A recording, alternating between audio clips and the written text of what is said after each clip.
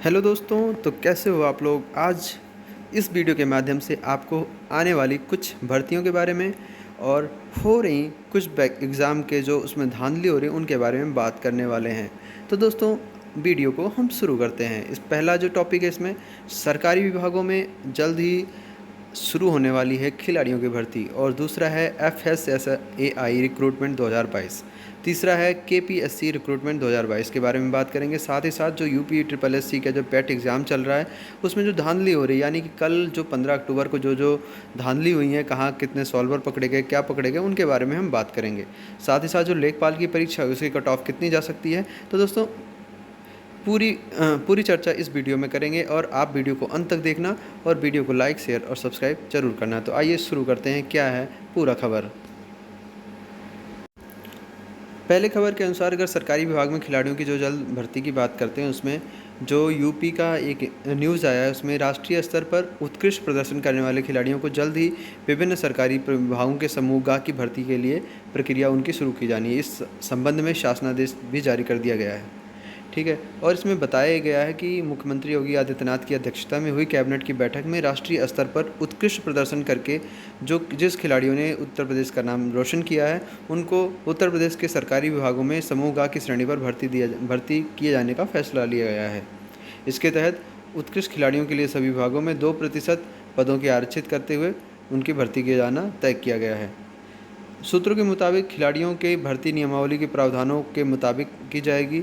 दरअसल सरकार की मंशा ये है कि खिलाड़ियों की नियुक्ति करने से युवाओं में खिलाड़ी बनने की उत्साह बढ़ेगी, यानी कि लोग स्पोर्ट्स की तरफ रुचि दिखाएंगे और स्पोर्ट्स में अच्छा प्रदर्शन करने की उम्मीद करेंगे। तो ये था एक न्यूज़ जो गवर्नमेंट न्यूज़ के थ्रू था, जो गवर्नमेंट इसमें बताया गया कि यूपी में जो उत्कृष्ट खिलाड़ी यानी कि जो मेडल ला रहे हैं अपने राज्य के लिए, उनको समूह गा की वैकेंसियों के लिए नामित किया जाएगा। तो हम बढ़ते हैं अगले खबर की तरफ। दोस्तों, FSSAI यानी कि food safety standard authority of India में नौकरी अगर आप चाहते हैं तो आपके लिए एक शानदार मौका है। FSSAI में advisor, joint director, senior manager, deputy director समेत कई सारे पदों पर वैकेंसी आई हुई है। इसके ऑफिशियल वेबसाइट FSSAI.gov.in पर जाकर आप आवेदन कर सकते हैं।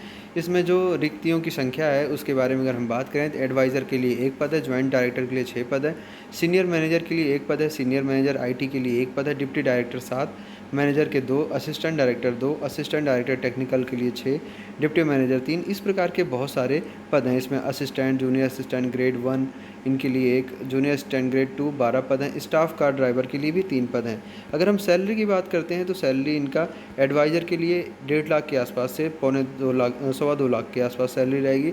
ज्वाइंट डायरेक्टर का 78,000 से 2,09,000 की भी सैलरी रहेगी। इस प्रकार आपको इसमें सैलरी का पूरा डिस्क्रिमिनेशन मिला है कि कितने से कितने। जो जूनियर असिस्टेंट है इनकी सैलरी 25,000 से 81,000 तक तय होगी, और जो सेकंड ग्रेड के हैं उनके 19,900 से। बाकी अगर कार ड्राइवर की बात करें तो उनकी 19,000 से 63,000 तक इनका तय होगा। अगर हम इसमें देखें तो केंद्र सरकार द्वारा राज्य सरकार के किसी अन्य सरकारी संगठन नियमित पद धारण करने के लिए अधिकारी FSSAI की वेबसाइट यानी FSSAI.gov.in पर ऑनलाइन आवेदन कर सकते हैं। आवेदन की लिंक आपको 10 अक्टूबर से 5 नवंबर तक उपलब्ध रहेगा। अब आवेदन कैसे करना है, आप उसमें आपको ऑफिशियल पे जाके, ऑफिशियल अकाउंट पे जाके आपको आवेदन का पूरा फॉर्म होगा, उसको भरना है। उसके बाद उसकी हार्ड कॉपी लेकर employer cadre controlling authority and supporting certificate document की लेने की आवश्यकता होती है उसके साथ साथ, और उसको दिए गए पते पर यानी कि सहायक निदेशक भर्ती FSSAI का मुख्यालय, 3री मंजिल, FDA भवन, कोटला हाउस, नई दिल्ली, वहाँ पे आपको भेजना होगा। तो ये था FSSAI रिक्रूटमेंट के बारे में। अगली भर्ती के बारे में हम बात करते हैं। तो आइए देखते हैं क्या है पूरी खबर। दोस्तों, KPSC रिक्रूटमेंट यानी कर्नाटक लोक सेवा आयोग में जूनियर इंजीनियर, सिविल मैकेनिकल और असिस्टेंट स्टैटिस्टिकल ऑफिसर के लिए भर्ती आई है। इसमें भर्ती में 300 पदों पर जारी की गई है। जो उम्मीदवार लंबे समय से इन वैकेंसियों का वेट कर रहे थे तो उनके लिए एक सुनहरा मौका है। आपको डायरेक्ट 19 अक्टूबर से इसका पंजीकरण शुरू होगा। तो आप kpsc.kar.nic.in पे जाकर आप आवेदन कर सकते हैं। इसमें जूनियर इंजीनियर सिविल के 116, जूनियर मैकेनिकल के 3, असिस्टेंट स्टैटिस्टिकल ऑफिसर के 58 और इंस्पेक्टर के 105 पद हैं।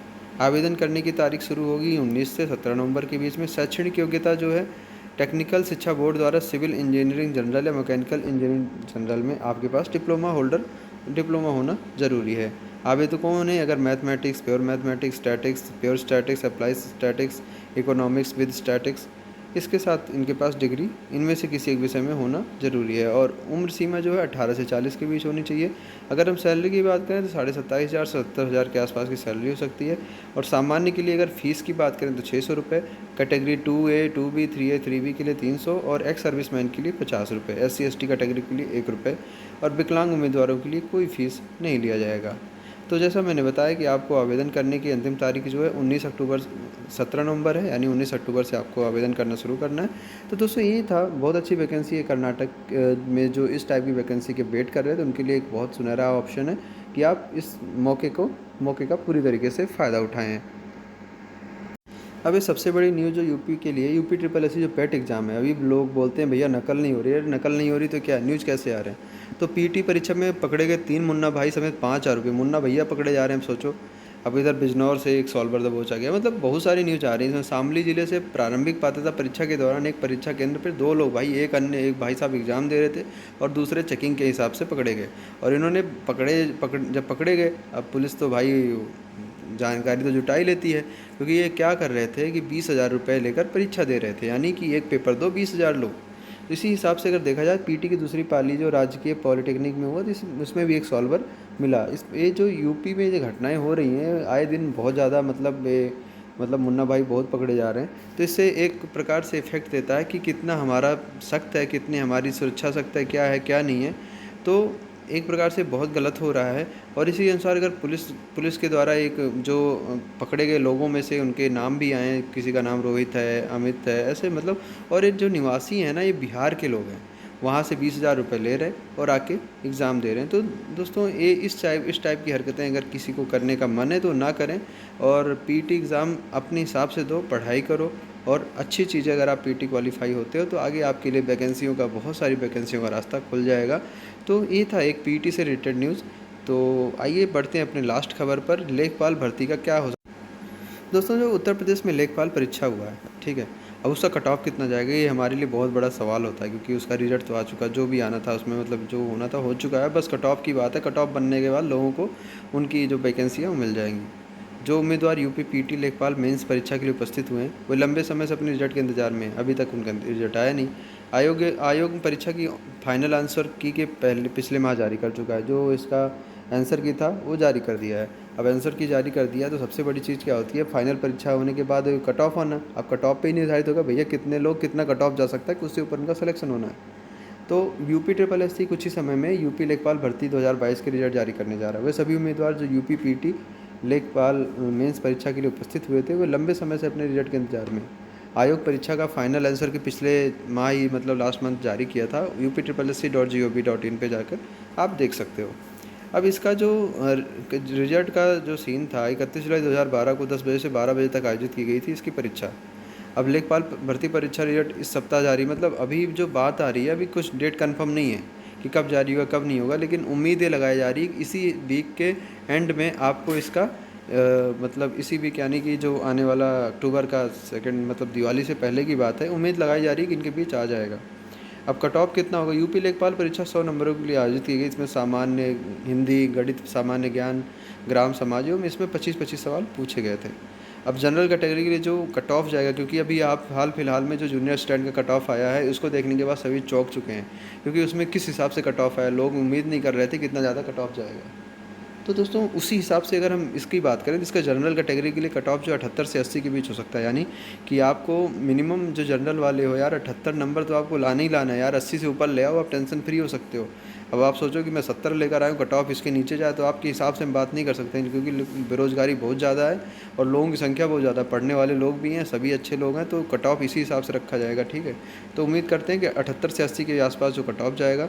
और आरक्षित कैटेगरी के लिए जो कट ऑफ होगा 70 से 75 के बीच रहने का उम्मीद है। अब लेखपाल की अगर हम बात करें तो प्रदेश में 8,085 रिक्तियाँ हैं, ठीक है। अब मेंस परीक्षा आगरा, अलीगढ़, अयोध्या, बरेली, गोरखपुर, झांसी, कानपुर, लखनऊ, मेरठ, मुरादाबाद, प्रयागराज, इन सभी केंद्रों पर उपस्थित हुई, ठीक है। अभी आप वेट करो, हो सकता है इस हफ्ते नहीं तो नवंबर फर्स्ट वीक में आपको इसका रिजल्ट आता हुआ दिखे। और रिजल्ट आने के बाद कुछ लोग जिनका सिलेक्शन होगा उनके लिए बधाई पहले से दे देते हैं, क्योंकि कट ऑफ जो है अगर आपका 80 से ऊपर है तो आप ये मान के चलिए कि आपका सिलेक्शन हो चुका है, आपने आंसर के में जितना मिलाया है। तो दोस्तों ये था इम्पोर्टेंट न्यूज़ हमारे लिए, जो बहुत ज़्यादा इम्पोर्टेंट है, लेखपाल परीक्षा के लिए भी है, साथ-साथ पेट में जो धांधली हो रही है उसके लिए भी है, और उसी के साथ एफएसएसआई में रिक्रूटमेंट आया, और यूपी में सबसे बड़ी चीज़ कि जो खिलाड़ी हैं उनके लिए भी पद आरक्षित किए जा रहे हैं। हर विभाग में ग्रुप गा का 2% जो पद हैं वो खिलाड़ियों के लिए आरक्षित किए। अगर मान लो 100 हैं तो 100 में से 2 तो खिलाड़ी होने तय हैं। ठीक है, ये इस टाइप के बहुत अच्छे न्यूज़ हैं जो यूपी गवर्नमेंट ने बहुत अच्छी तरीके से किया है। तो दोस्तों, अगर आपको वीडियो अच्छा लगे तो लाइक शेयर सब्सक्राइब ज़रूर करो। Thank you very much for watching this video.